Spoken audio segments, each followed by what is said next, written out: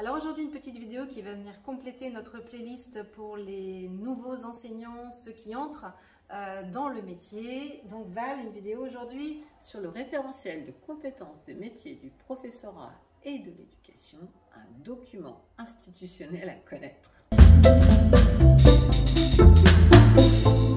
Bonjour à tous, bonjour à toutes, bienvenue sur la chaîne Happy Prof. Je suis Stéphanie Chauvel. Et je suis Valérie Renaudot et nous sommes toutes les deux professeurs et formatrices académiques. Alors qu'est-ce que c'est?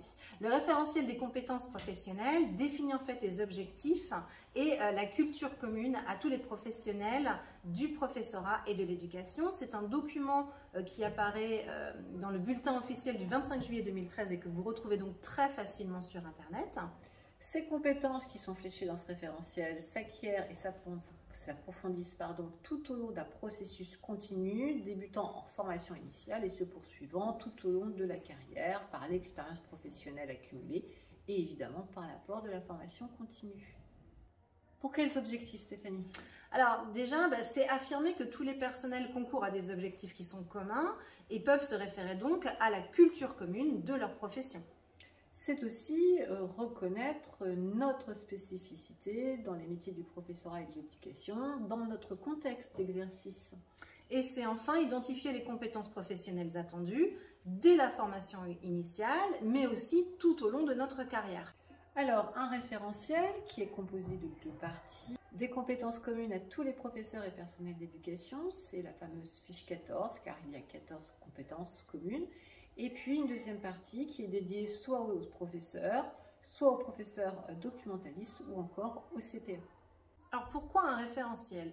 Si on utilise une image, le référentiel en fait il est à la fois la carte de l'institution, la feuille de route des formateurs et la boussole de chaque enseignant. Alors pour l'institution, il traduit la culture professionnelle d'un métier dont l'identité recouvre des fondamentaux communs à tous et des spécificités propres à chaque spécialité. Pour les formateurs, il identifie les compétences fondamentales à acquérir en formation initiale, à consolider à l'entrée dans le métier, mais aussi à développer dans un continuum tout au long de la carrière. Et pour nous, enseignants et personnels d'éducation, c'est un outil dynamique qui va nous permettre de nous auto-positionner régulièrement et d'orienter nos projets de formation. Alors, une culture commune, mais quels objectifs communs partage-t-on? Le concept de culture commune renvoie à l'idée que tous les professionnels du service public de l'éducation se reconnaissent dans des valeurs et des convictions qui fondent leur action, notamment la fraternité, la laïcité ou bien la conviction dans l'éducabilité de tous les élèves. Alors, ce socle de valeurs fonde la noblesse de notre métier et va à l'encontre de toutes les fausses valeurs contre lesquelles on se bat au quotidien, l'individualisme forcené, la compétition ou encore, par exemple, le consumérisme. Donc les enseignants se rassemblent autour d'objectifs communs qui vont assurer le sens, l'unité et la cohérence de leur action et auxquels il convient de les préparer. Alors si on veut donner quelques exemples, on pense par exemple à la compétence faire partager les valeurs de la République ou bien à celle d'agir en éducateur responsable et selon des principes éthiques. Et puis après, toutes celles aussi par exemple de coopération au sein d'une équipe, avec les parents, avec les partenaires de l'école, etc. Il y en a beaucoup d'autres. Alors, quelle est la place de ce référentiel dans le processus d'évaluation et de titularisation des fonctionnaires stagiaires? Alors, il dresse évidemment ce référentiel le profil d'un enseignant expert qui a développé sa professionnalité en se confrontant à une diversité de publics, de situations complexes qu'il a pu traiter en prenant du recul et en les comparant. Donc du coup, pour un professeur débutant, le référentiel peut être très intimidant. C'est la raison pour laquelle la DGESCO a élaboré un outil d'accompagnement qui, pour chaque compétence, va préciser 2 degrés de maîtrise raisonnable et observable en situation à l'entrée dans le métier, c'est-à-dire à la fin de la formation initiale et au début de la formation continuée. Si on prend l'exemple qui s'affiche sous vos yeux, vous voyez que pour la compétence 1, faire partager les valeurs de la République, on voit bien les 2 niveaux de maîtrise pour un aspect de cette compétence.